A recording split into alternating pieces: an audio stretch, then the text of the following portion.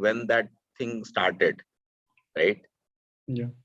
But logically speaking, you can say there was a time when one became many.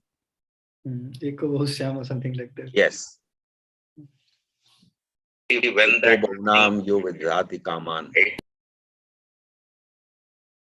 was there a question? Okay, so everything is there in God, but there is a logical process by which creation occurs. Okay, like we talked about last time, it's not ex nihilo, something came out of nothing. No, it came out of God, but how did it come out of God? That is a logical process, and that logical process is an absence arises from that absence. Again, remember Satkaryavad always. That is The effect is always residing in the cause. Okay. Yeah. So the potentiality for doubt or question or desire always existed in God. You cannot say desire was forced by somebody else. Yeah. It is not externally forced. The potential exists, it manifests. And how it manifests is again, that is the nature of consciousness. When it focuses, a desire arises. It's a more deep subject, but basically a doubt arises, a question arises, a desire arises. Right. And that desire thing is this is why in the Vedanta Sutra very early on, it's called Anandamaya Abhyasat. The practice of enjoyment. Abhyasa means can mean many things. One is the practice, or it can mean being accustomed to enjoyment. Right? Yeah. So Anandamaya Abhyasat means that supreme absolute truth. So initially it will say, Athato Brahma Jigyasa, and they'll say Janamadasya Yataha. Okay. Or that from which everything has come. So the question arises, oh, why did it come? Anandamaya Abhyasat. Because of happiness. Okay. That is another deeper point about the nature of desire. Desire in the material sense is always about, I'm missing something, I need to get it. Okay. That is a material desire, where I am seeking happiness. From something external. From something external. But there is another type of desire in which I am expressing happiness. Okay, the desire to express my happiness, right?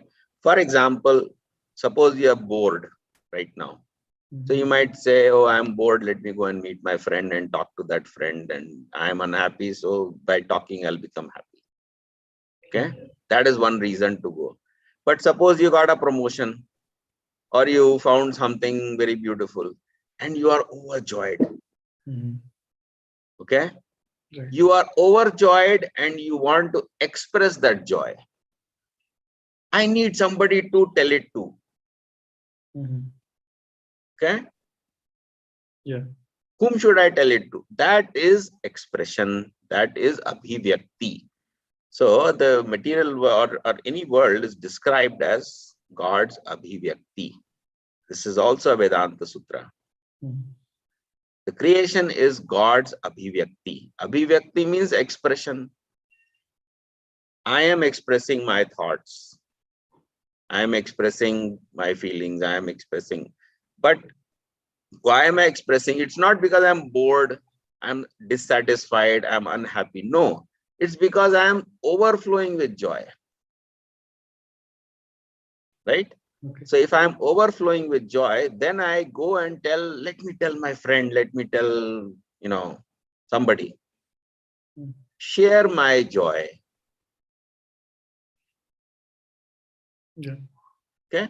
So that is also a question or a desire, but it is not this type of desire that we were referring to, like the examples we gave earlier. That is also a desire. We talk to somebody and and things like that. Now comes the question of the guru-disciple relationship. The disciple asks a question and the guru gives an answer. Okay. Why that is the case is because the disciple may have the potential for knowledge, but everything is so covered up, right? That if the guru simply says, goes on asking question, the answer, the process is very long. Okay. Yeah. So they go into this question answer mode in which the questioner and the answerer are different personalities. The process is still the same logical consciousness process, but there's a separation between the person who's asking the question and the person who's giving the answer, which leads to a new premise, which then leads to a new question. Yeah. So the process is question, answer, premise, question, answer, premise. The process is the same. So you can call it dialectics, because there is a dialogue going on between guru and disciple, or between two individuals. It's like you are asking me questions, I'm giving you some answer. I could also go into a much lengthier process in which I go on asking you questions, like we discussed about coaching, but that will become very boring and frustrating. Yeah, I made a answer also. Yeah, so we may run out of patience, right? But that type of method, which is in which I ask you counter questions, is employed when you are unwilling to accept the answer that I will. There are many people, okay, if you tell them, things are like this, oh, how do you know? What is this? What is? So then we do not give the answer. We say, what do you think it is? And whatever answer they give, we ask them counter questions on that, so that they get confused in their own mayajal, in their own contradictions, in their own falsities. Okay. So that process is also there. That whole process is the basis of, if you read the book Cosmic Theogony, there's a discussion I've done there about that process, in which the guru will not give you an answer. They will give you a paradox. They'll give you a counter question. It's like Zen Buddhism. They'll give you koans. They give you paradoxes. Now figure it out. Why is that so? Because the person is arrogant. If you give them an answer, they will say, what is this? Who cares? I mean, maybe it is just his opinion. Okay. So they will never give you a straight answer. They'll give you a counter question. Right? Yeah. Similarly, in the Western system of education, they will give you some theory and things like that. But after that, they'll say, here are 25 problems at the end of the chapter. Go and solve them. Okay. Why? Because, and then they will give you marks and give you numbers, assessment. Yeah. Okay. That is never the case in the Vedic system. There is no concept of the guru will give you some answer and then he'll give you problems to solve, and then they'll give you exam and then he'll give you marks. That is not the guru-disciple system of education. Okay. Why? Because the system assumes that you are humble. Tad vidhi pranipatene pariprashnene sevaya updekshanti te jnanam jnaninas tattvadarshina. So that to know, in order to know that, you go and surrender to a guru and submissively ask them questions and they will teach you. Yeah, right. But the modern problem is that, first of all, nobody surrenders. They don't even have inquisitiveness, right? If there is some inquisitiveness, they will not surrender. Oh, why should I surrender? Because there are so many false gurus also. That is also one problem. But people in general will never surrender. Their independence, their idea, they will always have this doubt, maybe he's just making things up. I get that criticism a lot. Oh, so even if you say this is how it is, they'll say, quote me the Shastra, quote me the verse. Okay, we can quote you, that's not the issue, but the thing is, there are so many other things to quote and understand before you can understand this, because there is a context, right? So anyway, because these things are there, therefore the modern thing is, okay, we will not give you any answer in the beginning. We'll only criticize you. Whatever you say, oh, you say quantum theory is like this. Okay, here are all the problems. What is your answer? Cosmology is like this. Okay, here are so many problems. What is your answer? That is because we are counter questioning them, because this is the method that works for people.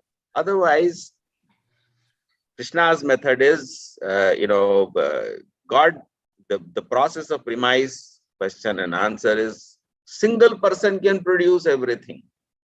That is what happens during dreaming or imagination or creativity. You have a desire to produce something, and from that desire, a world is created. I think that may answer the issue of how the sages get the revelation and how they happen to be correct also. Yes. Simply, if you have a sincere desire, that is enough. And again, I can cite so many places. Every time it is said that knowledge is within you. Okay? Knowledge is always within you, but it is existing like a potential, like fire is hidden in the wood. Okay?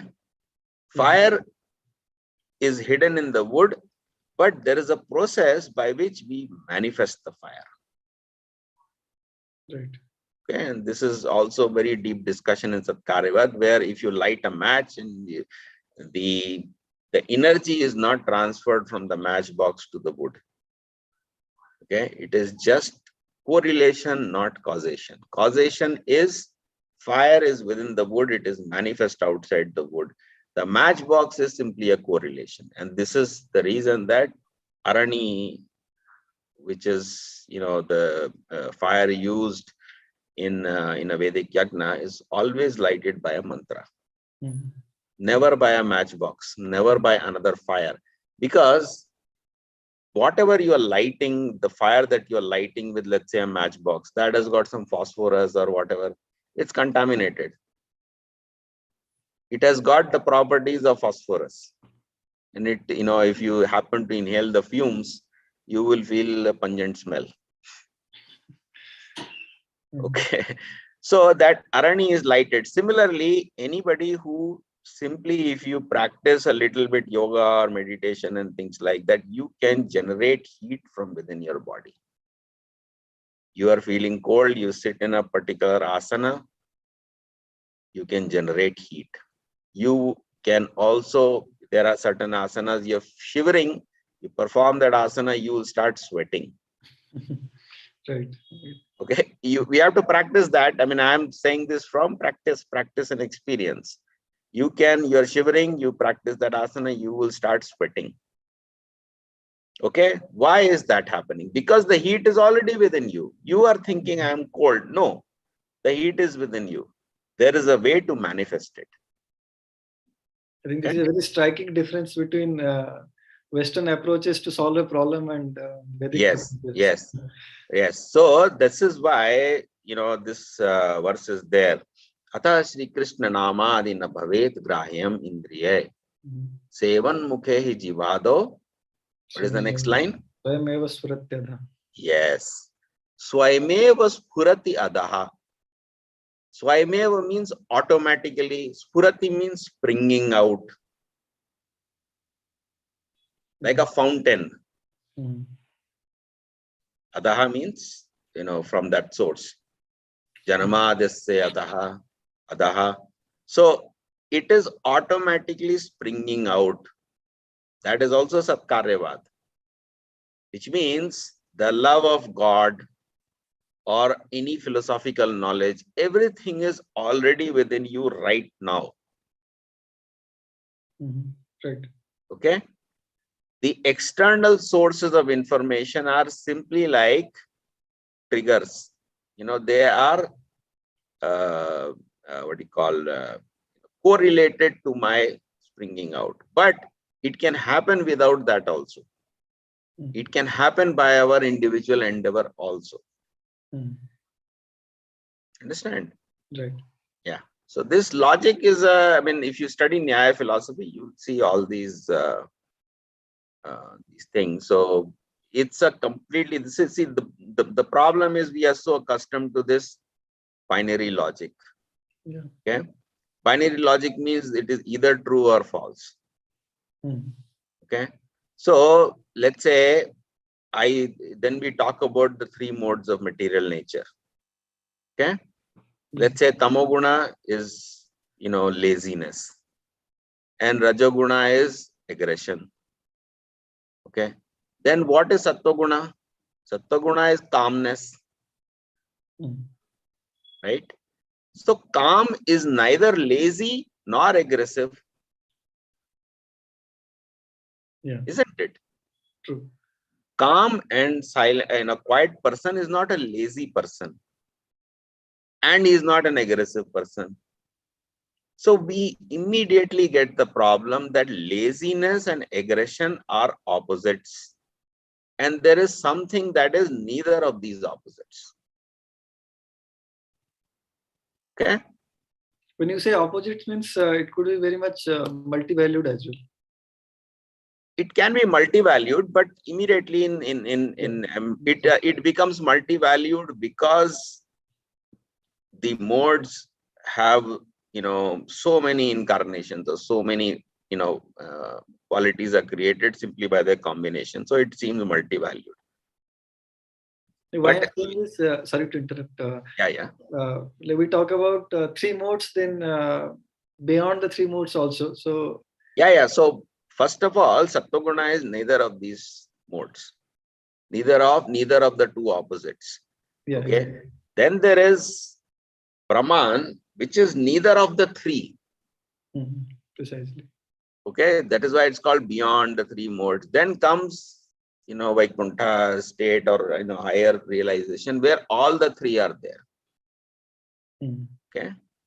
So for example, a devotee of Krishna is lazy in one sense. Okay? He's materially lazy.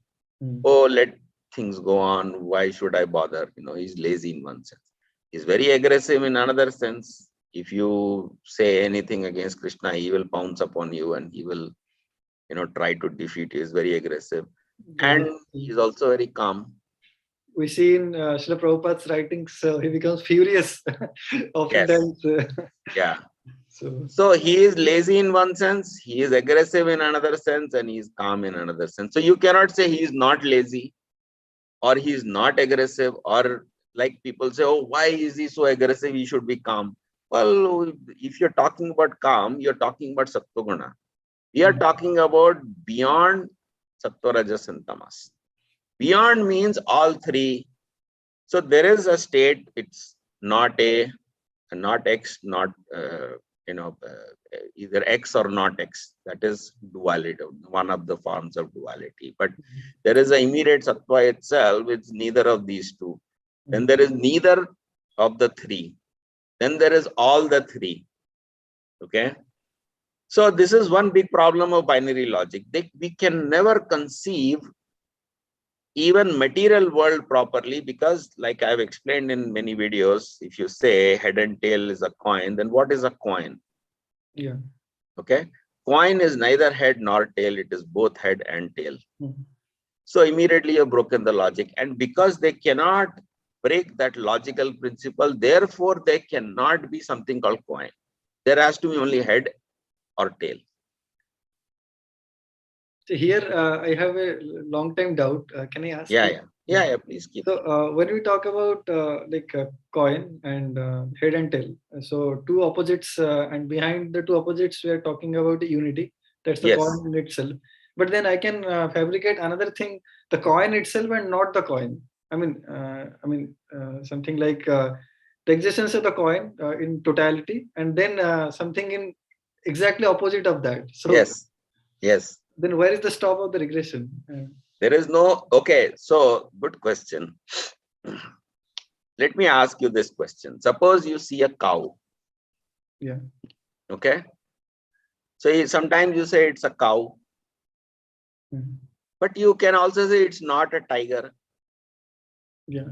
It's not a dog. But It's then not a horse. they It's all not know. a tree. It's not a mountain. Yeah, exactly. Exactly. Okay. Yeah. So simply, how did you know that it is? You can say it is a cow. Okay, fine, you're seeing. But how are you seeing the absence of everything else?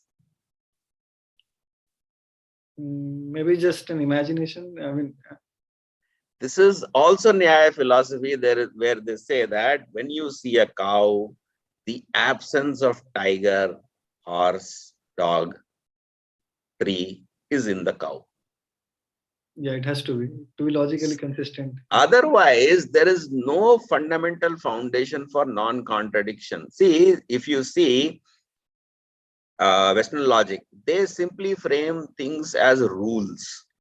Okay, That's the an rule of analytical. non-contradiction, the rule of mutual exclusion, they have framed the rules. Right. Okay, these are just rules. Okay, where did you get the rules from? What if we change the rules? Who gave you the rules? They have no answer to this. But this logic also, this logical thing has to have an ontological basis.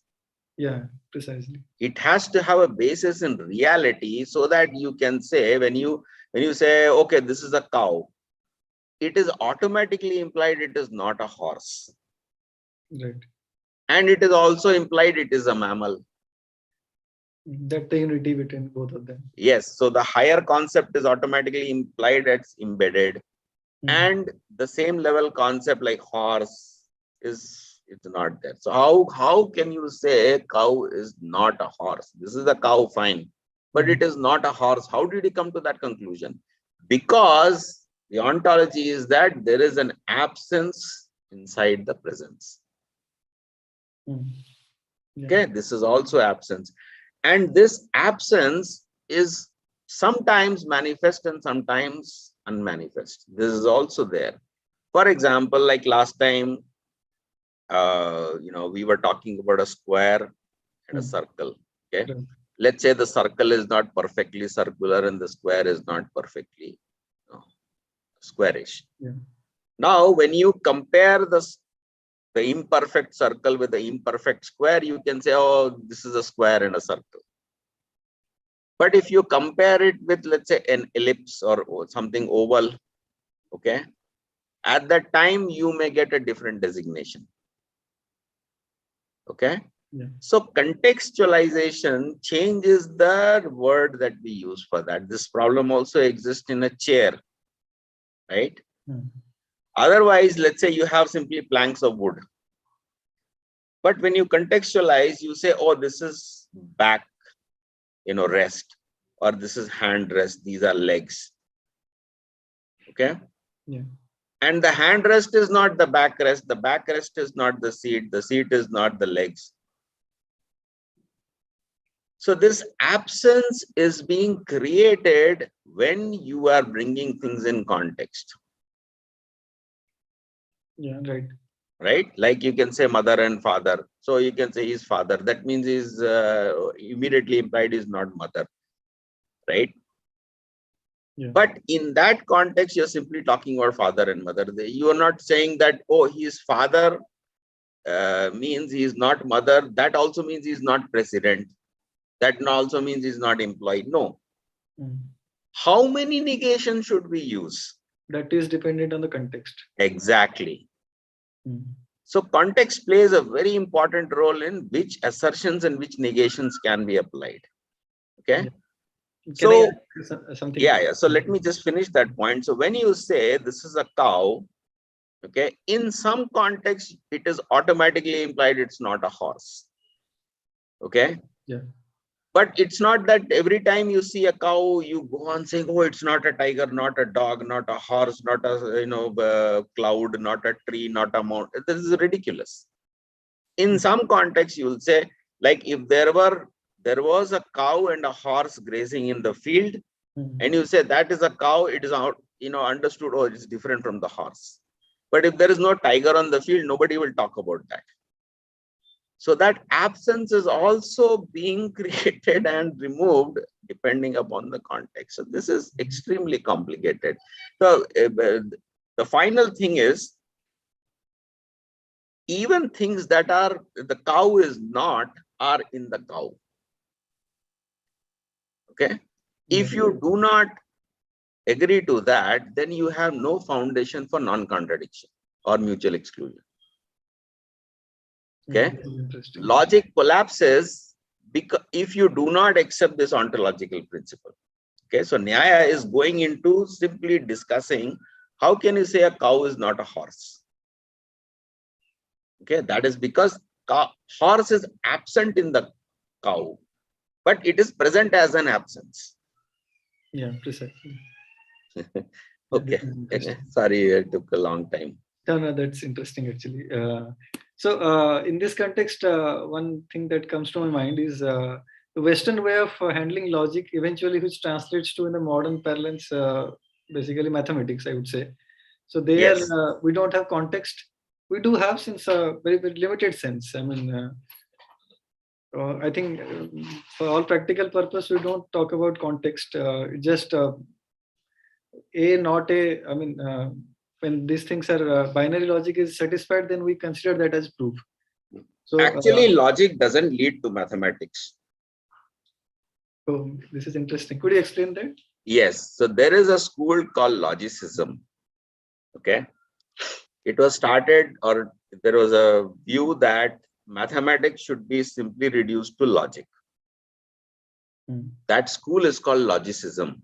It was started at the beginning of 20th century. And there were two guys in it, Bertrand Russell and A.N. Whitehead, Alfred North Whitehead. Yeah.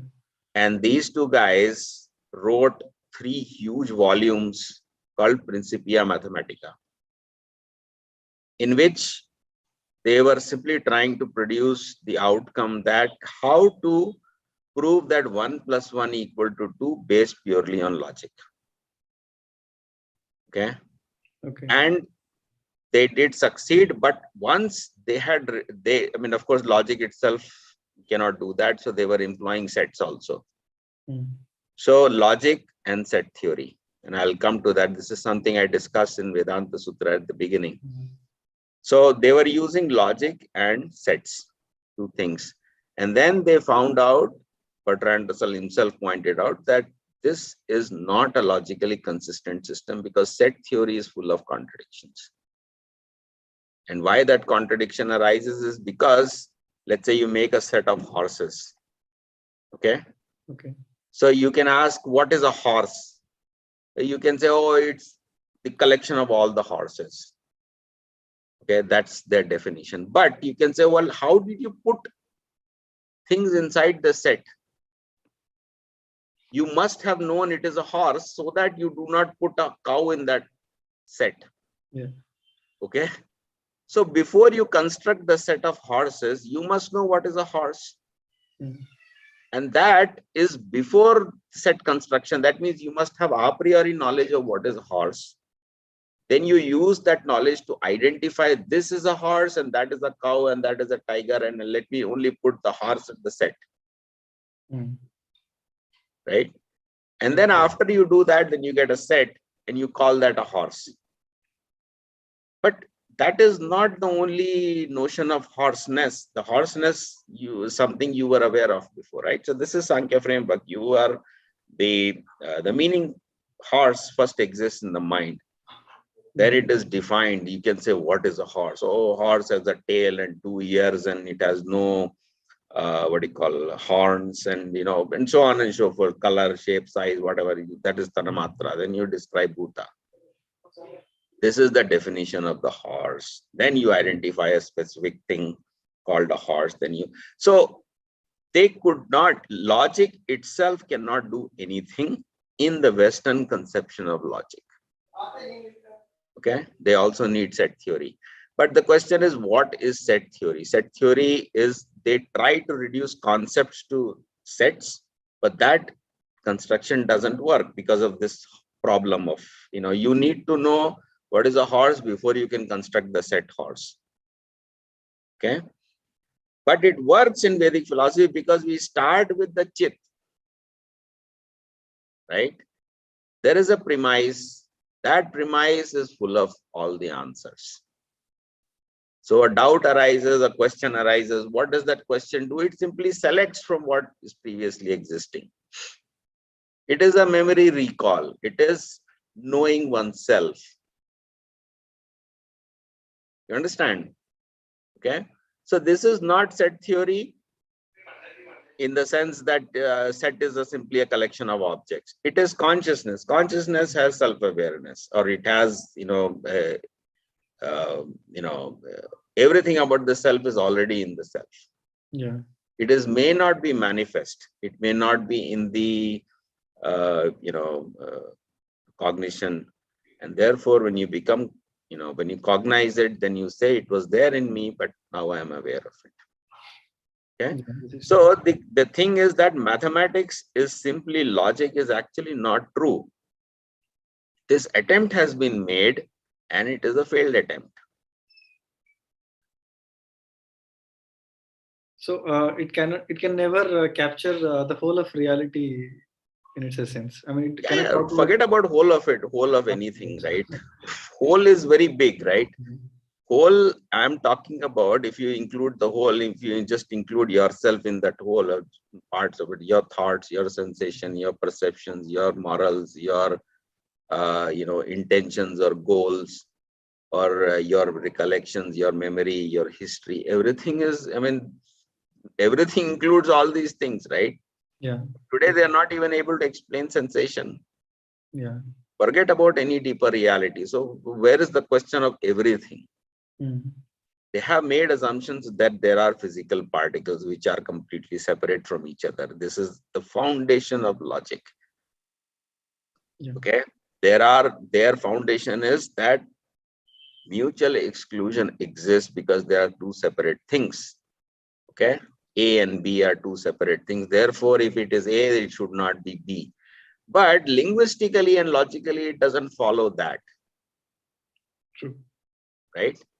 So, and this problem arises if I say, for example, he's a father. Does it mean he's not an employee? Yeah. Or does it mean he's, how many things? What are the implications of saying he's a father? There is no implication other than he's a father. So they can only conclude that, oh, he's a father means the reverse is he has a son or he has a daughter. Even that you cannot conclude, because maybe it's a son, maybe it's a daughter, maybe it's, yeah, maybe it's an adopted child. I mean, see, this is the issue that, but in Nyaya you would see that simply if you say it's a cow, and if you fully know the cow, then you can know what it is not. Sorry, how do I really know what is? That is the whole thing. It may not be perceivable, but it is existing in there. Okay, at least logically and conceptually, we say it is, the thing is, existent, right? But it is unmanifest. In the same way that fire is unmanifest in the wood, in the same way that knowledge is currently unmanifest in you. Maya tatamidam sarvam jagat avyakta murtina matasthani sarvabhutani na chaham teshu avasthita. So there is this concept of avyakta murti. Maya tatamidam sarvam jagat avyakta murtina. This whole world is pervaded by me in an unmanifest form. Okay? Right. So God is in everything, even in a table, even in a chair, in a cup, in everything, in atom. Even in an atom, God is there. But you can't see it. You understand? Yeah. Similarly, when you say there is a cow, that it is not a horse is there in an avyakta murtina. In the same logic that we are talking about, yes, the force being carried inside the effect. Yes. Right. So there is There are some positive effects. There are some, certain effects can be caused because the cause is in the effect. But certain things you can deduct that they will not cause because that thing is there and yet not there. Yeah. And that is what is called abhava. It is existing as absence. Right. Okay. So, it's a revolutionary concept.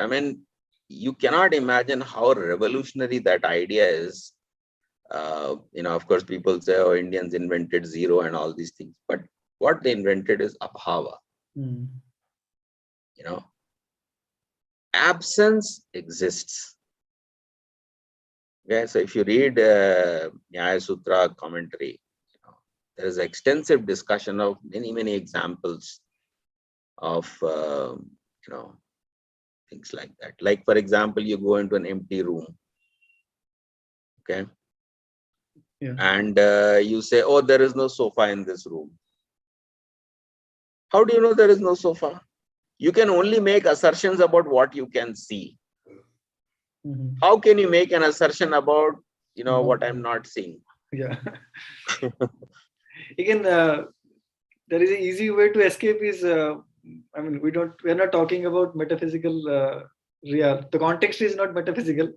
So we're just... So through examples, we can understand numerous problems that are created. So your thing, so go back to your question where you said that, mathematics is nothing but logic. It's actually not logic.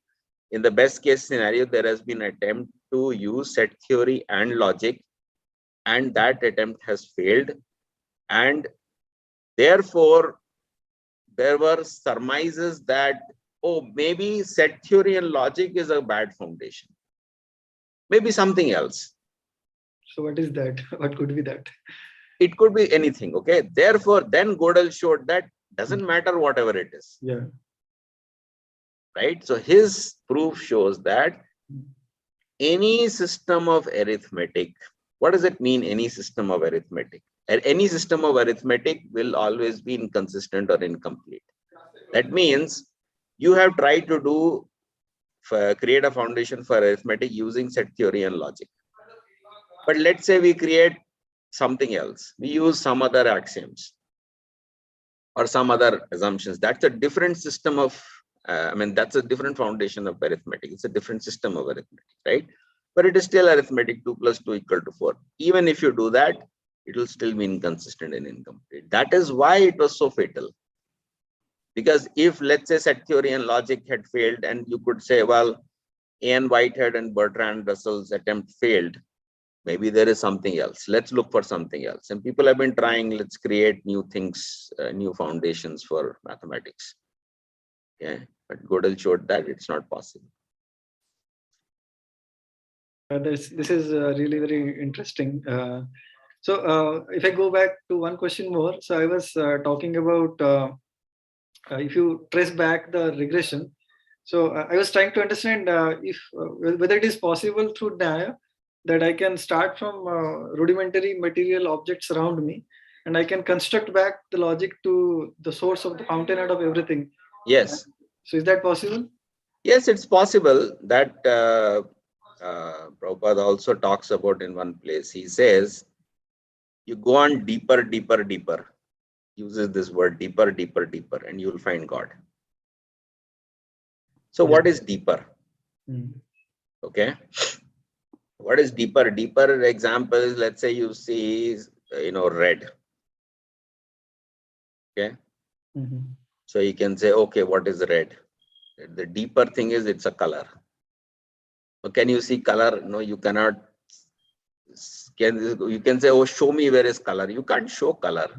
You can only show red and blue and green and yellow. Can you show color? You can't show color. Yeah, these ontological questions are, hard to answer. Yeah. So see, that is the thing, that's the whole point of what is deeper. Deeper also requires deeper perception. Yeah. So if you limit yourself to saying that, oh, I will not, I will only measure frequency. Okay. then you cannot define, you can measure frequency, but you can't define what is frequency by that. That's, even physicists have recognized that. True. So you pick an arbitrary instrument and say this instrument is frequency. It's like kilogram, for example. Just like in classical mechanics, there is this question of what is mass. Okay. The problem is you can't measure mass unless there is gravity. In empty space, if you go, you can't measure mass.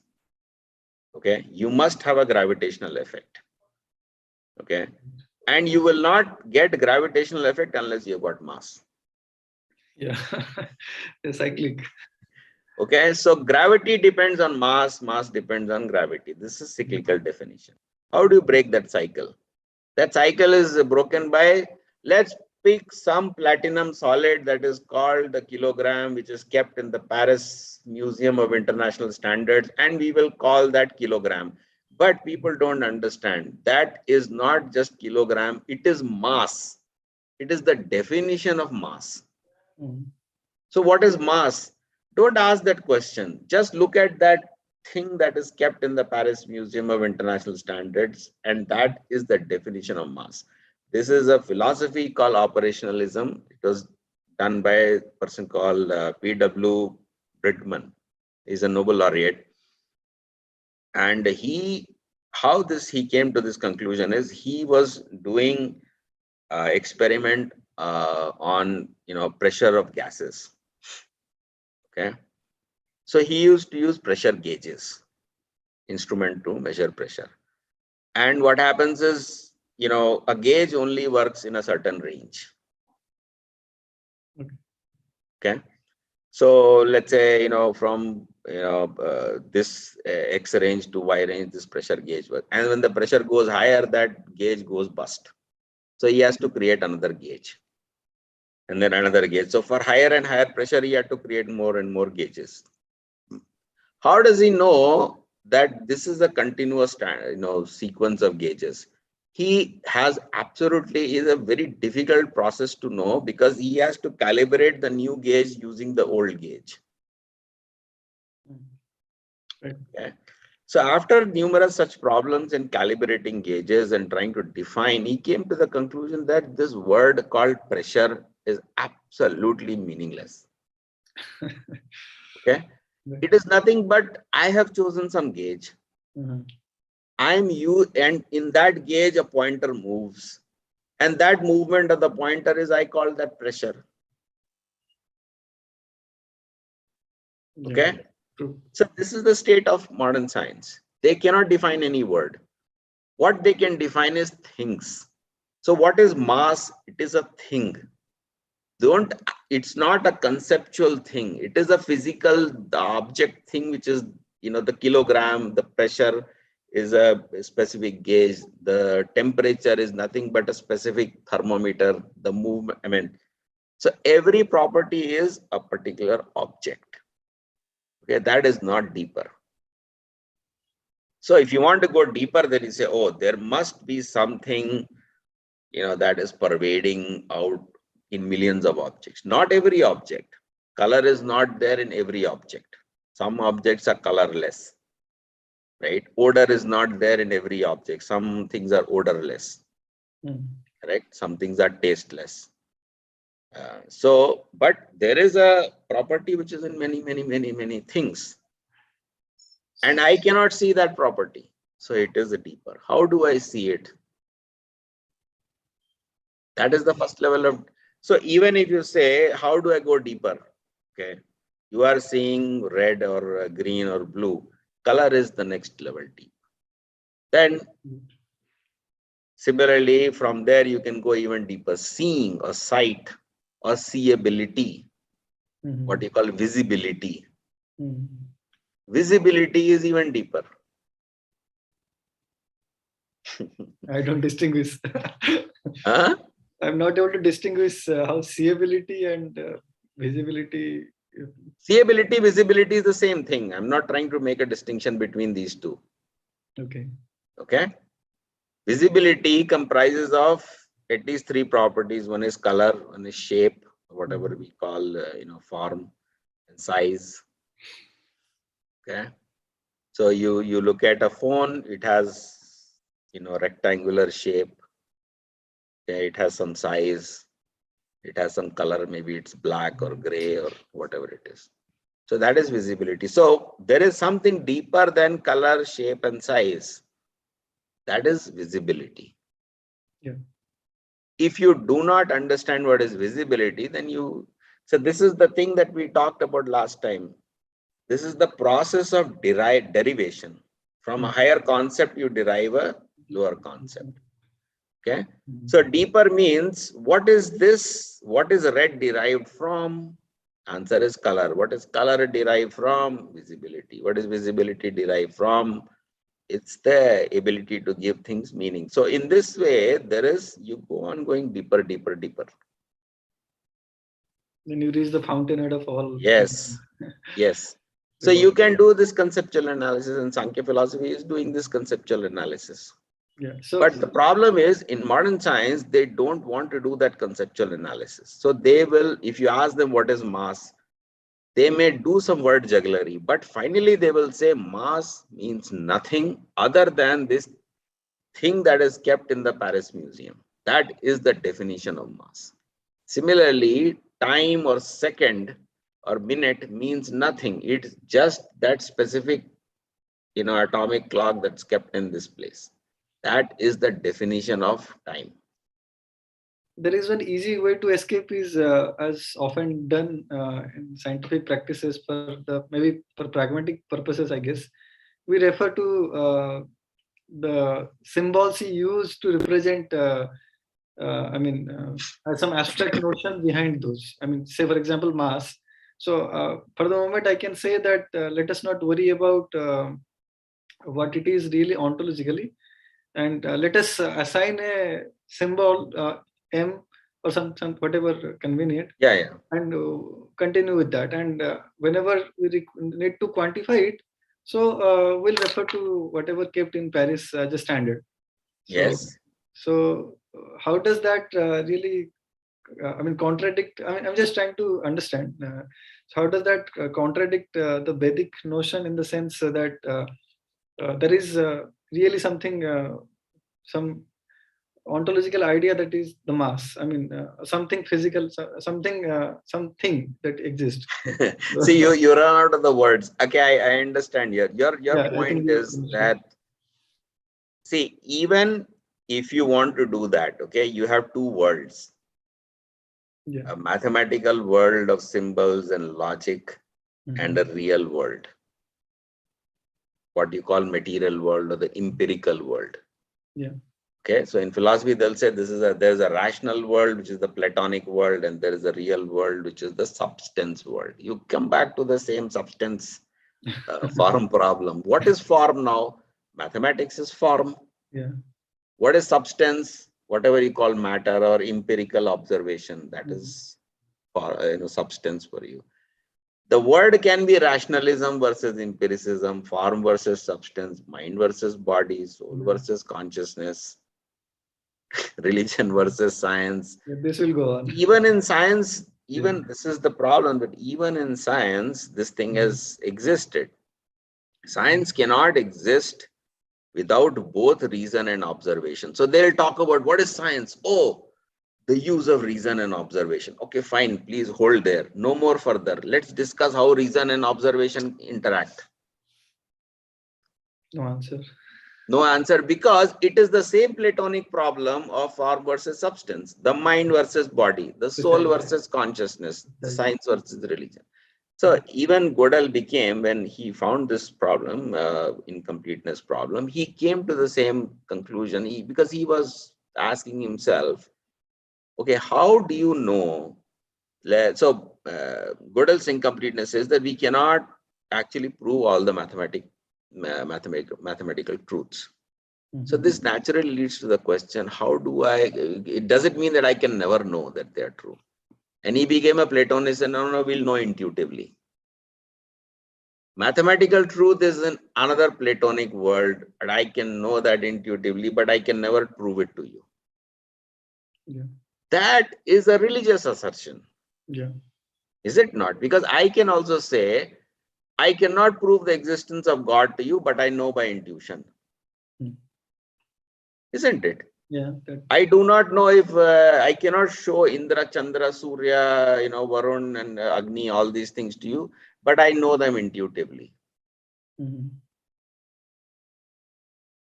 Is it not? So this has become religion. Mathematics also, Gödel himself, what is Platonism is nothing but religious belief. Because you can't prove it, but you want to believe that it exists. And you claim to know it intuitively. Yeah, right. So I see the time is 8:36. Anyway, so we had a very good discussion. So we can go on if you have more things.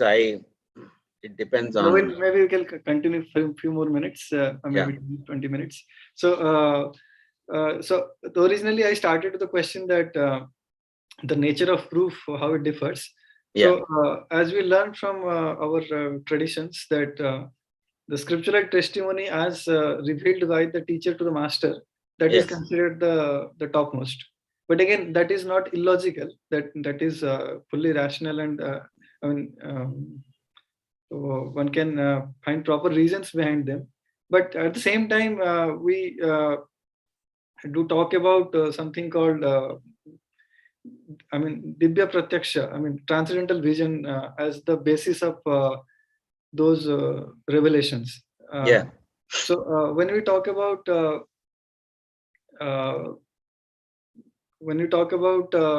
nature of proof as it is existent in today's time, when we are struggling with reconciling different opposites. So this part, which is otherwise as per the Vedic tradition, the topmost way of establishing something, so that doesn't really come into the picture. So then, is there a way how somebody who is trained in a modern scientific practices, he may appreciate of such a system where the revelation of whatever sort it plays a fundamental role in establishing I got your question. It's the same question of faith versus reason and observation. Right. This is something I have extensively discussed. There are videos on this, podcast on it, books on it. The basic difference. There are two ways to use reason and observation. Okay. One way is verification, other way is discovery. Okay. So when we say that, Shabda Praman is there, we are not saying it is a method of faith. Yeah, exactly. People who don't know Vedic philosophy will say, oh, it is all by faith. No. Information has been given, okay, and that information can be verified using reason and experience. Yeah, precisely. Okay. So reason and experience are used for verification. Whereas in science, they will say we will discover the truth using verification and experience. Okay. So the fundamental contention is between discovery versus verification. Okay. Now, if you know a little bit computer science, there is a famous conjecture which is called P not equal to NP. Okay. Don't go by the words. Okay. P means polynomial time. NP means non-polynomial time. Okay. And P not equal to NP simply means the time that it takes to verify, which is P, okay, is not equal to the time that it takes to discover. Yeah, true. Okay. So I give this example of password cracking. So you are given a computer, for example. Yeah, all laws frameworks work on that principle. Yes. So all cryptography, all encryption always works on this P not equal to NP principle. Okay. So you are given a computer and say, please unlock it. Okay. So you go on, enter some password. It doesn't work. Enter next password, enter third password. Okay. It doesn't work.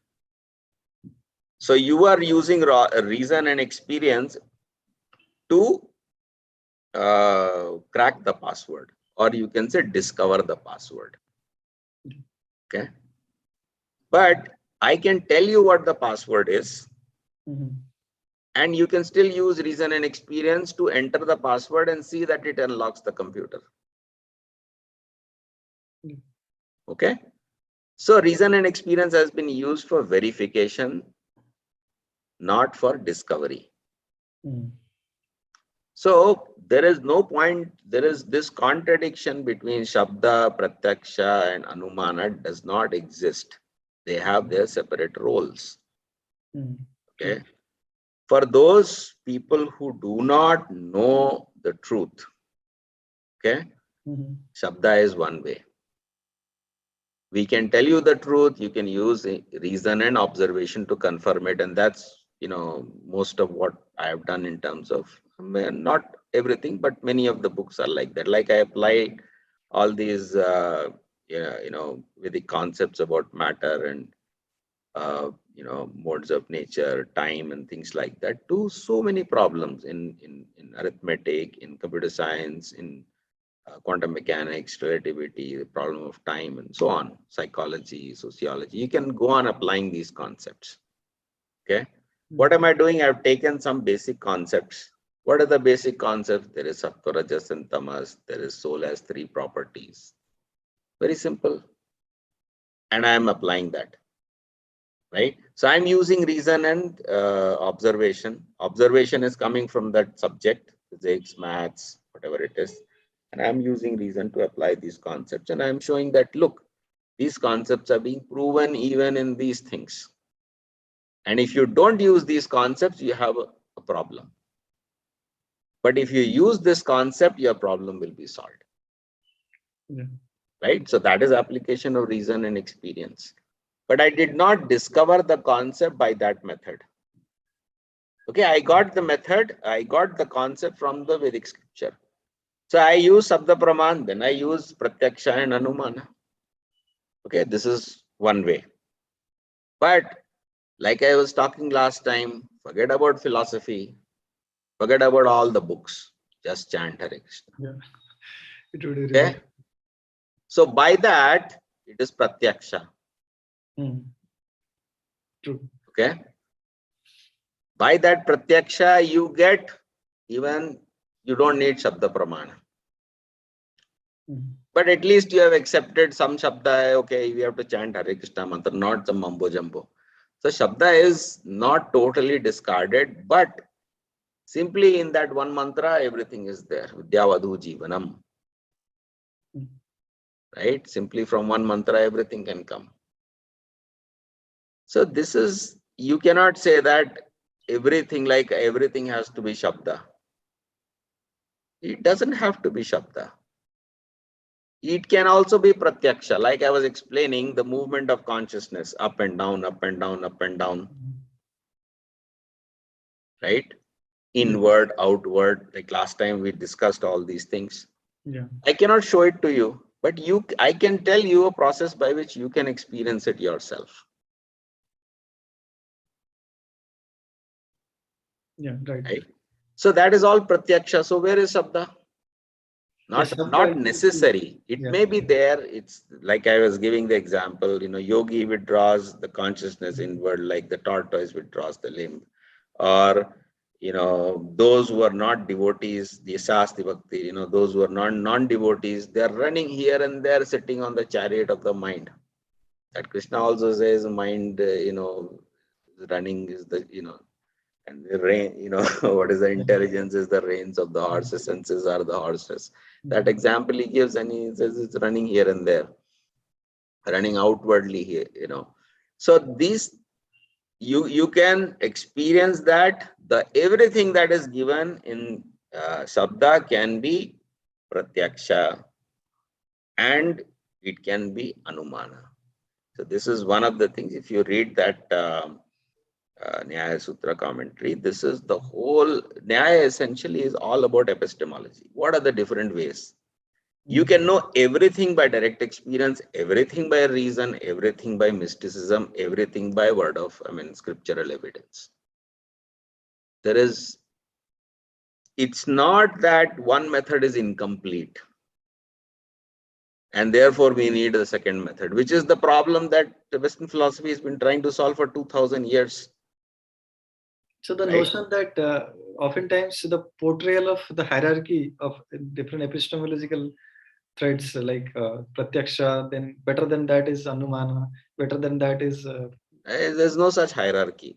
At least, even if you say there is such hierarchy, you show it to me. You establish that based on philosophy. You cannot establish that based on philosophy. All the methods are equally good. But for the stupid mind, he has to start somewhere, right? If we are totally ignorant, how do we start from somewhere? We have to, for example, Dhruva Maharaj, okay, 5-year-old boy. He is not grown enough to understand philosophy. Okay, right. So Narad Muni has given him Dwadashakshar mantra. Om Namo Bhagavate Vasudevaya. 6 months he has gotten everything. Isn't it? Yeah, right. Om Namo Bhagavate Vasudevaya. 12 syllables. By 12 syllables, he got everything. So, where is the question of this Shabda is, he did not read any book. If he experienced himself everything. Yeah. He experienced yes. God directly. Yes. So, you can say what is Shabda Om Namo Bhagavate Vasudeva is the only thing he has done. Isn't it? Yeah. Am I manufacturing this example or, no. No. So what Om Namo Bhagavate, in 6 months with Om Namo Bhagavate Vasudeva, he's gotten everything. So what I understood is Pratyaksha and Anuman, the logic and direct perception, in their perfected stage, they are at par with the Sabda. I mean, they're the same system. Yes, yes. All the methods are there. This is a deeper point. Maybe we'll discuss if you're interested, that truth has to be understood from 6 aspects. Okay. Yeah, the 6 aspects is in modern science or in ordinary conversation, there are 6 questions. What happened, where it happened, when it happened, how it happened, why it happened, and who did it. 6 causes. 6 causes are there. This is a book in itself, but I've also done a perspective way of studying philosophy. These are the 6 systems of philosophy. 6 perspectives. Why 6 are required? You can say, why not fit into everything? Everything into one perspective. We cannot fit that. And to understand this thing is, we have to understand that even if you completely answer one of the 6 questions, like what, when, where, why, how, who, you answer one of the 6 questions completely, you would not get the answer to the other 5 questions. So let's say we say, what is happening? Oh, it's raining outside. Okay, why is it raining? Okay, so when you say it is raining,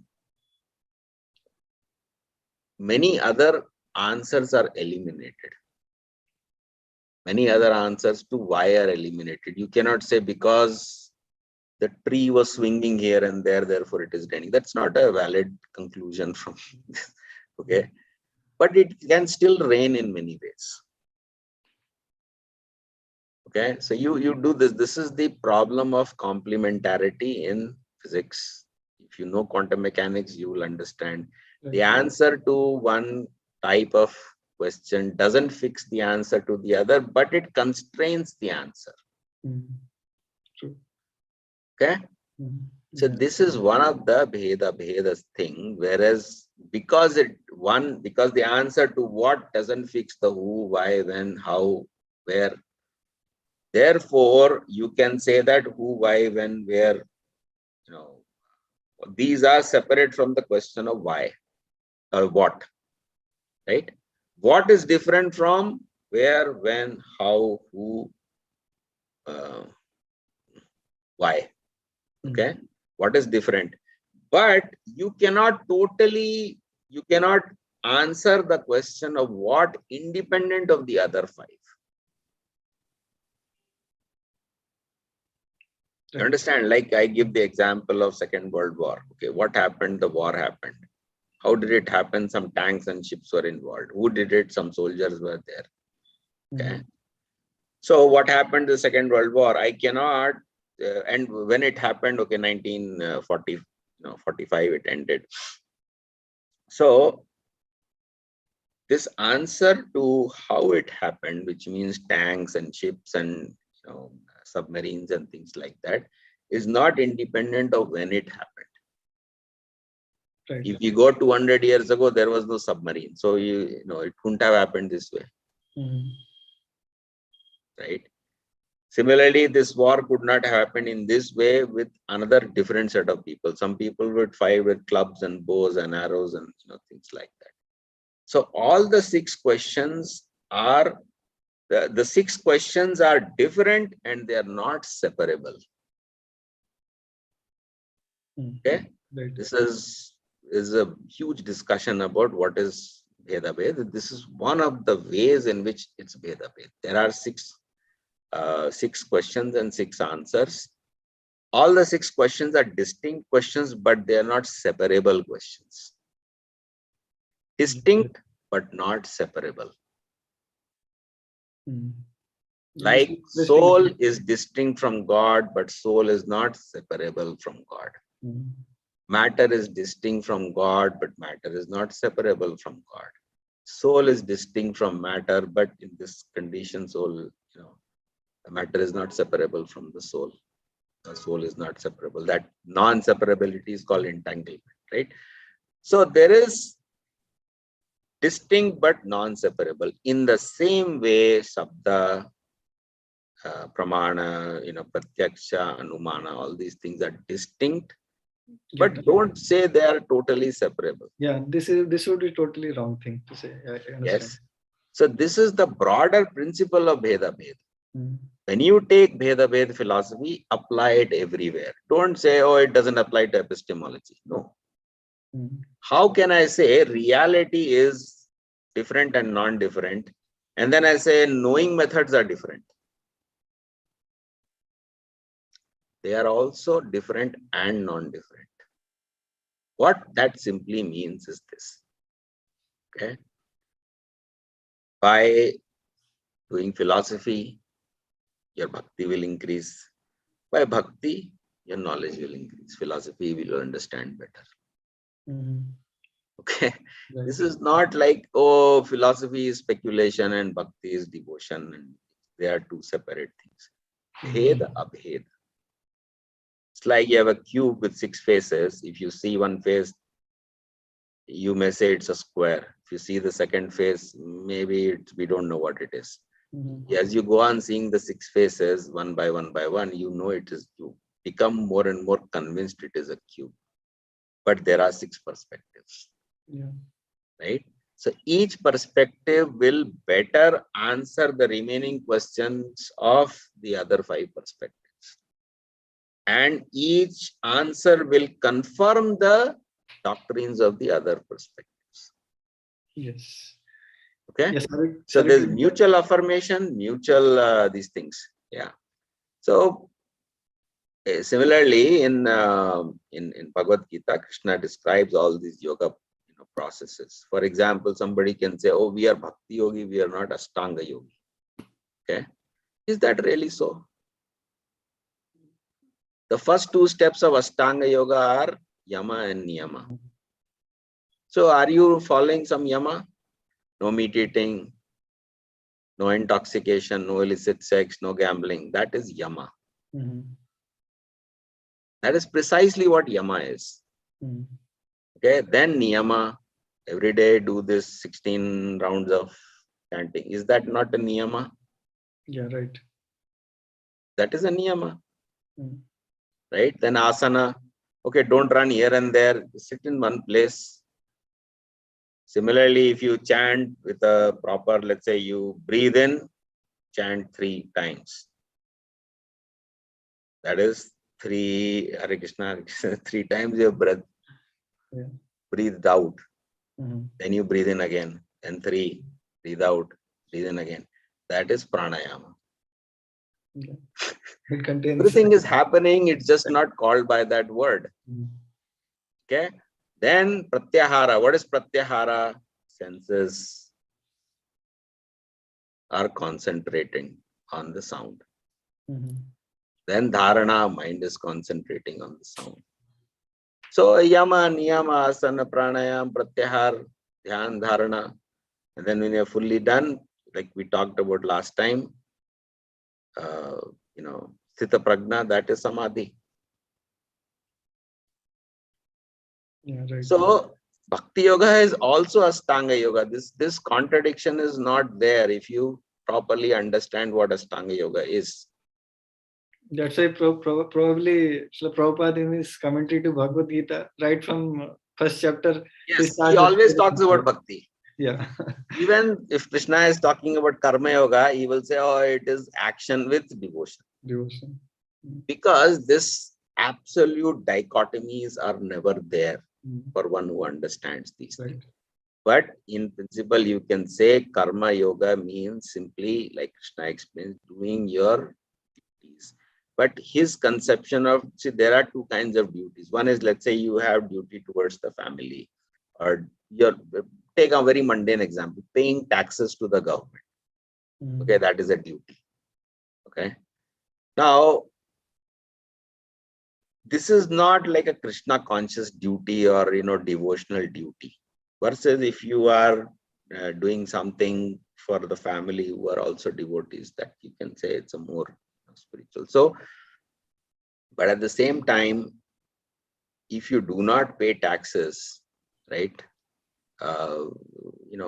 chaos will, ensue, right? So you cannot also say that this is different from bhakti. This is why you have to use bheda and abheda. Bhakti is different from paying taxes. Okay. Right. It is different because there is a difference. And yet by paying taxes, I'm able to practice bhakti. So there is abheda. Yeah, this is a very nice way to bring Veda with in a broader context. This is very yeah. So this absolute type of dichotomies and things like that, they're all based on incompletely understanding or never understanding philosophy. Okay. But so to answer your question, this pratyaksha, anuman, sabda, because pratyaksha also has many meanings. Even meditation is, you can say it's pratyaksha, but that's not what they're talking about. They're talking about seeing through the senses. That is pratyaksha. Right. So there's no contradiction, but at the same time, some things are more suited for certain people in certain stages of life. Okay, in the initial stage of life, it's recommended that you read philosophy books so that you get convinced, right? Otherwise, somebody will meet you on the street and they will say, oh, what are you doing? Oh, I'm going to the temple. What is this fool? What are these fools jumping up and down, going to the temple? What is the use? It's all stone and metal they're worshipping. So you need philosophy. Because that kind of arrogant and rhetorical attitude will create doubts in you. Okay? Oh, is this really God or is it stone or metal? So you need to study philosophy so that you become convinced. Right. But at some point in time, that philosophy alone will not work. You have to get detachment. So then karma yoga is important. So initially jnana yoga, then karma yoga. But then that detachment also will not serve. You have to do meditation. Okay, and that meditation also will not work unless and until there is inner joy coming out of you. Because after some years, you will get bored of philosophy, you will get bored of daily duties, you will get bored of this meditation, unless there is happiness coming. right? Yeah. So all these things, they are not mutually exclusive and they're not identical. Mm. What they are different perspectives on the same thing. 6 different 6 perspectives different. are required. Why 6? Okay, that is a big discussion. Maybe sometime, some other time. But yes, you can, there are many ways to understand, but yes, multiple perspectives are there, let's say. Yeah, true. Yeah, sorry, I was only talking from the participant side. So, if somebody in there in the participant, they have any burning question, please feel free to ask. Maybe just one, two more, if you kindly agree. Already we took 1.5 hours of yours. So I see it's few. Anybody in the audience, if they have anything to ask or from these discussions. So originally we planned to discuss how different ideas developed in the course of Indian intellectual history. So anyway, we couldn't cover up. So maybe next time we can try to see other philosophies like apart from NAV. We talked many things. I think mostly around epistemology, NAV basically. So maybe Yeah, next it time. is better to discuss, things that are burning questions in your mind, because when you have a question, then the knowledge is assimilated. Yeah, right. Okay, if I try to pontificate or preach to you something, this is how it is, but you have no question, Mm-hmm. the whole thing will bounce off the head, Yeah, will right? never be assimilated also. It will not be assimilated. So you have to have a question, and then when it's like a socket and a ball, okay? Mm. So question is the socket and the answer is the ball. So if we throw the ball, but there is no socket, ball will fall. But if there is a socket, then the ball will fit in the socket. Yeah, nice analogy. So Actually, I do have a question. yeah, please. Yes. Just want to understand, sir, can you just speak a little bit about Anumana? What I believe is, I don't know if I'm using the right words here. What I believe is that most of my life I have spent using Anumana, and gradually a lot of things got pratyaksh for me. And now I'm trying to learn the words to communicate to others what it has been like. So, could you maybe take a few minutes to talk about Anumana? Yeah, so it's a very, very complicated topic. Anumana, everything is very complicated if we try to put things into complete perspective. Okay, so Anumana is the thing is um, what a thing is. Like if you see something, that's pratyaksha is you are seeing, let's say you are seeing an apple, so you can say it's a red, round and sweet. Okay, and then Anumana is that it is apple. There's a difference between red, round and sweet and apple. Anumana is something done by the mind. It's giving the world a meaning. Okay. So sense perception, you can see certain things, let's say color, shape, size, all these things, and then you give these things a meaning. And culture, for example, is a very good, context in this case. What is culture? Culture is, let's say, for example, in India, you want to show respect, you fold your hands. Okay. So folding hands is sense perception. But you say, oh, he's showing me respect. That thing is Anumana. Because if you go to Japan or East Asian countries or China, for example, they do not show respect by folding hands. They show respect by bowing down. Okay. Similarly, in the Western European countries, they will bend one knee. That is their way of showing respect. Okay. So sensations are different. In one case, I'm folding hand. In another case, I'm bending from the hip downward, and other case I'm bending the knee. Sensations are different. The meaning is the same, respect. Okay, because 3 or innumerable different types of sensations equate to the same meaning. Therefore, sensation and meaning are not different, are not the same. Similarly, I can show the respect also in different ways. Instead of folding my hands, I can offer obeisances, right? So that is also, respect. So Anumana simply means understanding the meaning of things. Okay, and that meaning comes to us in many, many ways. I gave you one example. You see red, round, and sweet, and you say, oh, that's an apple. You see black and something, and say it's a computer, it's a table, it's a chair. That's one kind of meaning.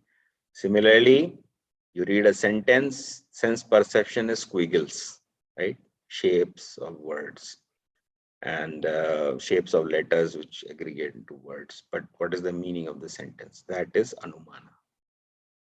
And that Anumana is a very complex process because it's tied to the nature of meaning.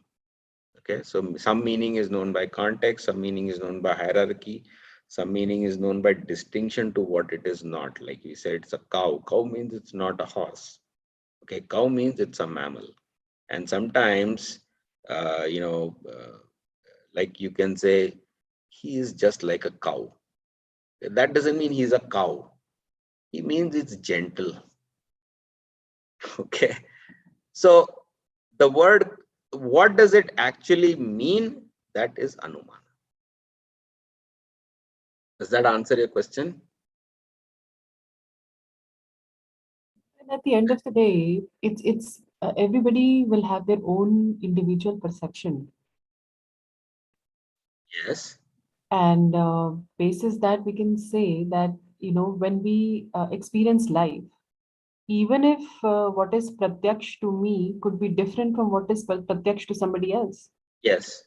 and how we collaborate, so that we can live, together, is to form shabda, is to actually form concepts out of different perceptions and say, okay, generally this is what it is perceived as, and thus make certain belief systems. No. And The senses are coming from the mind. Indriyani parani ahur indriyabhya param manaha manasastu para buddhi buddhe parasastu saha. So the soul will manifest some beliefs. Okay, this is called buddhi. From the beliefs will come meanings. Based on your beliefs, you will give the world a certain kind of meaning. From the certain kind of, based on the meanings that you want or you want to give, you will select the sense perception that will fit with the meaning you want to give. Right? Like, for example, you want to say that such and such is a good person. You want to believe, like, you want to give that meaning. You will tend to ignore the actions which do not fit that assessment. Okay. Similarly, if you want to see evil, like, you would see only those things that fit that paradigm of things that are evil. So this is it is top down. It is from soul to certain belief systems which lead to judgments, which then lead to giving the meanings, which then lead to selection of sensations, which then even lead to what objects you are created. This is a top down system. Doesn't mean bottoms up is not there, right? Once certain things have been created, then you can perceive. But the question is, you said everybody will perceive it differently. Why? What is the cause of different perception? The cause is that you have a different desire to see the world in a different way, because you have a different belief system, different moral values, different. There's a big system of how you make that selection of sense perception, right? So even simple things like, if you are standing in a room, three people are talking, you are paying attention to one person and not to the other person. Why you choose that? Because you have interest in something, you're not interested in something else. So the sensations are selected based on the meaning. Similarly, sensations are produced based on the meaning. Both are there, right? So Anumana is basically that activity of perceiving the meaning, and because Indiyani Parani Ahur Indrebhya Param Manaha, the senses are higher than the objects, the mind is higher than the senses. The intelligence is higher than the mind, and the soul is higher than the intelligence. right? So this is this progressive thing. So pratyaksha pertains to the sense perception, which is indriyani parani ahur, the senses are perceiving the objects. Then manasastu para indriyani parani indriyabhya param manaha, the mind is superior than the senses. So this anumana pertains to the mind. But mind is not alone. Above that is also intelligence, right? That what that intelligence is basically what I consider true and false, right and wrong, good and bad. There are three kinds of judgments. And so based on what you consider, you have, everybody is carrying a bias in them. Okay, please understand this. Everybody is carrying a bias. What is that bias? What is true or false?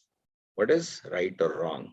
What is good or bad? Like, for example, we conduct a class on Bhagavad Gita. Some people will come, okay, because they have an inherent understanding, or you can call it bias, that there is truth in Bhagavad Gita. But certain other people say, what is the use? Bhagavad Gita and all is just useless, because they have a bias. So you are going to the class on Bhagavad Gita, which involves sense perception, because you will hear things, then you will involve the mind, which is your understanding what the thing is, what is being spoken, is driven by the bias, isn't it? That's true. That's true. Right? So we have to have that understanding. So this is a cyclical process, okay? We start with some bias, then we get some meaning, then we get some sensation, then we get some object. Then based on that, we again get more meaning, more understanding, and change our bias. That bias is not a bad thing in ultimate sense, because just because I'm biased towards the truth doesn't mean that bias, it's even for the devotees, there is a bias towards Krishna, or we can say bias towards the truth. That bias is not a bad thing. It is simply an indication of the fact that it exists in us, right? So anumana is the activity, or anu means subordinate, or anu can also mean a part. Mana is the mind, a part of the mind, or subordinate to the mind. Okay.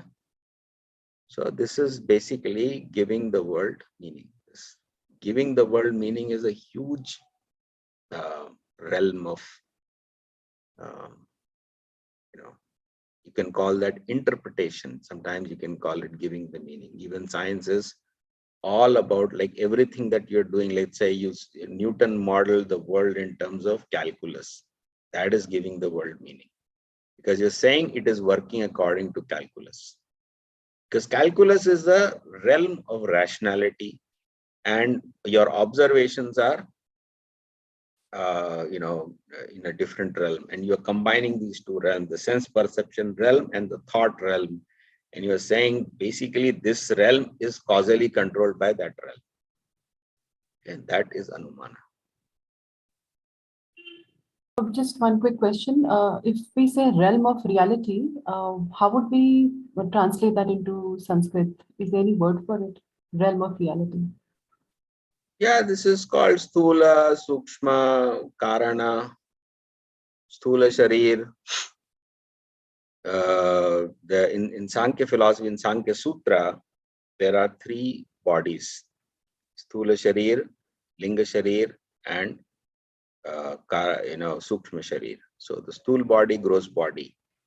Linga sharir is gendered body, you can say, and sukshma body. So gender, for example, we say male and female. It's not sthula, it's not the gross body, whatever you call, right, shape and size of the body. The gender, whether it is male gender, female gender, etc., this is based on the nature of the senses, mind, intellect, ego, and moral sense. Okay. So accordingly, the masculine senses and the feminine senses are different. Masculine mind and the feminine mind are different. masculine intelligence, different. Their egos are also identification. For example, the way, most men, I'm not trying to stereotype here, but most men will identify themselves in a certain way, women will identify. Their values are different. What they value are different. So these are realms. Okay, so when I say realm, in Sanskrit or in Sankhya Sutra, they will simply call Sharira. Okay. But that Sharira doesn't mean simply this Sharira that we call body right now. Even gross body, gendered body, subtle body is there. And within each of these bodies are many, many levels, which are also bodies. Okay, they are just layers and layers and layers and layers of bodies. In yoga philosophy, they'll describe 5 bodies: Annamaya, Pranamaya, Manomaya, Jnanamaya, Vijnanamaya. Okay, this is the 5 body description. In Sankhya, this is a 3 body description. They are overlapping, they attribute different things. But so they can call it Maya. Maya means it's a covering, right? And Sharira. So those words are there.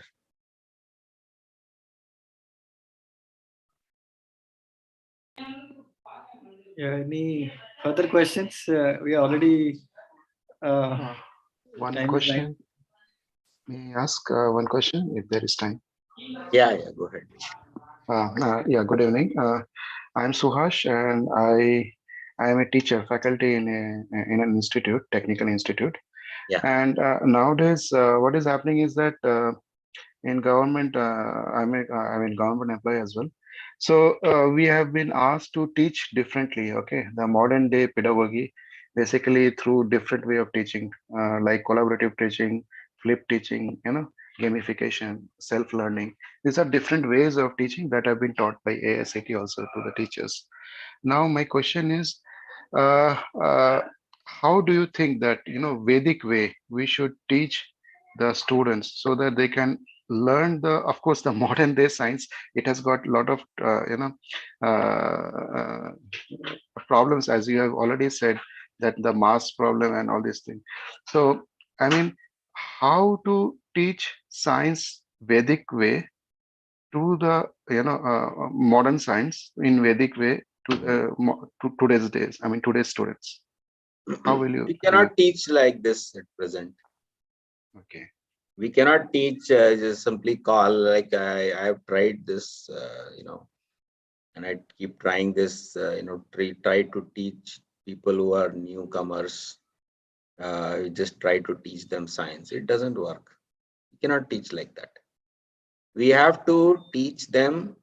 First of all, we have to give them clean habits from childhood. Okay. Prabhupada illustrated this very simple in the Gurukul system. Children 4 or 5-year-old, they get up, take bath in the morning, 5 o'clock, go Mangalarati, sing and dance. Okay, then come back and chant some mantras. Okay, then eat lunch and then go and learn some language and things like. It's a slow process. If you say that, oh, we will teach science, let us teach Vedic science or teach in a new way, how will you teach? Yeah, actually, not actually the science. I'm talking about the way of teaching. Okay. Should the technique be like yours, as you have given in your book? By starting the question and then answering and that way, or I mean, I'm talking about the pedagogic technique actually. Vedic pedagogy That technique, which can depends be on. useful for, yeah. Yes. So if the children are humble, they can ask a question or the teacher can also instruct. It depends on the person. There is nothing see, there is no meaning to method unless there is meaning to madness. Okay. Method is according to the madness. So everybody has got a different kind of madness. So accordingly, there is a different method. If there is one method, then why are there so many yoga systems? Right? Yes. Ashtanga yoga system is there because somebody is comfortable renouncing the world, and they can sit either a bank of a river or in the cave of a mountain or in the forest, and they can perform great austerities. For them, this is there. They are very uncomfortable if you tell them, oh, you perform your family duties, and they say, oh, this is not working for me, I'm getting distracted by family. Okay, don't worry. Somebody will say, I cannot go there. Okay, then you perform this. Some people can say, oh, this practice and all is very difficult, but I can do philosophy. Okay, you do that. Somebody can say, all this philosophy is beyond me. Okay, fine, you do some puja and mantra chanting. So according to the person, the method is adapted. Okay. Right? There is no universalized. See, the thing is that the one of the things you see about the West is they try to universalize everything. Okay, one method for everybody. And the Indian schooling system is also following the same universalization schemes. Where is the individuality of the child? What is the consideration about what is the background of the child? Yes. There's no consideration because the education board is giving a syllabus. Okay, you just do the syllabus, and then teachers are coming and then they're trying to complete the syllabus. But in the process, they have discounted the individuality of the child, the nature of the child, and that child has, some children have some background, some children don't have background. Maybe they are not intended to be educated in this way. Sure. Right? So a very complex process that involves the teacher to understand the child's mentality, the child's nature. That is why even education is not universal. Chaturvarnam maya srishtam gunakaram vibhagasa. 4 varnas are there. Okay. Brahmanical education is lifelong. Okay. There is no concept of, oh, I've stopped. Patan Pathan is an yajan. That is the activity. Patan Pathan means I am teaching you and I am also learning myself. Lifelong. Education is lifelong. That is Brahmana. But for Kshatriya, okay, learn till 25 years. For Vaishya, okay, learn till 15, 16 years. Right? So everybody cannot be educated in the same way, the same number of things. Everything is personalized and individualized, and that is the first thing. And how to teach, if you're talking about the highest level of education, we cannot simply give theoretical knowledge. We have to give them a lifestyle. Okay? And we have to change their way of thinking. And that way of thinking begins with changing the mood of the person, the emotional state of the person.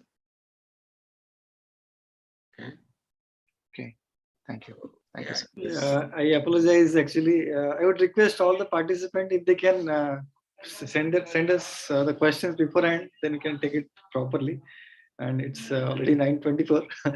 I don't want to stretch. Probably, if you can allow, I just want to make a comment. So it was a very nice interaction and learning for all of us. But one thing is for sure that if we teach more philosophy at the beginning, people will resolve to take simple things and start chanting Hare Krishna. Yeah. So Yeah, true. that is why I keep emphasizing you can reject philosophy, but don't reject chanting. Okay. No, I mean, the more we discuss, we will try to resolve that simpler thing must work out, and what has been concluded in the beginning is more warranted rather than I'm discussing all the logics and those things. So that was very nice conclusion. So with that conclusion, that was very nice, Prabhuji. Thank you. Yeah. Philosophy is there for a very small number of people. See, the problem today is this. You can say that I am going to the temple, I am going to chant. Okay. But a very, very small fraction of the population is going to do that. Right? Most of the people will say that, oh, like even forget about most of the people. If I can pretend and I can behave or I can act like an atheist in front of you and say, you are worshipping stone and metal. Right? This is the Christian argument against Hinduism or Vedic civilization, Muslim argument, Jewish argument, Buddhist argument. Everybody's arguing like this, and even most of the even impersonalists are also arguing like this. You are simply worshipping stone and metal, right? To explain that, to answer that question requires philosophy. How God advents into stone and metal, whatever you call stone and metal. Okay, so it begins by saying stone and metal is not substance, it's form. Okay, one form has taken the form of another form. So you can say that, or you can say, I am chanting this mantra. Okay, yes, small number of people will chant. Most of the people say it's mumbo jumbo. Isn't not? So philosophy is there to respond to challengers, to respond to counter arguers. But the problem is, because most of the people doing these things are living in a certain environment where the challenge doesn't exist, therefore they do not perceive the need for it. Yes, Prabhu, I was just getting sarcastic to the people who, so what I was making the point that if we teach philosophy in the beginning in a rigorous way, then the simpler things they will conclude. So that was my sarcastic comment. That was a comment. Thank you. Okay, I did not perceive the sarcasm. Sorry, I took it literally. It was really wonderful to discuss with you. It is exciting. So maybe next time we can discuss further aspects, different Vaishnava philosophies, how it differs from impersonalistic philosophy, or even different the six system, other systems, how much they're aligned with the proper Vedantic conclusion, and how much they're not. So maybe that we can. Okay. Next time. Thank you so much, Mr. Dalela, for your time. Almost 2 hours you tolerated our questions and late into the night. Thank you so much. We are so grateful to you. Hare Krishna. Hare Krishna.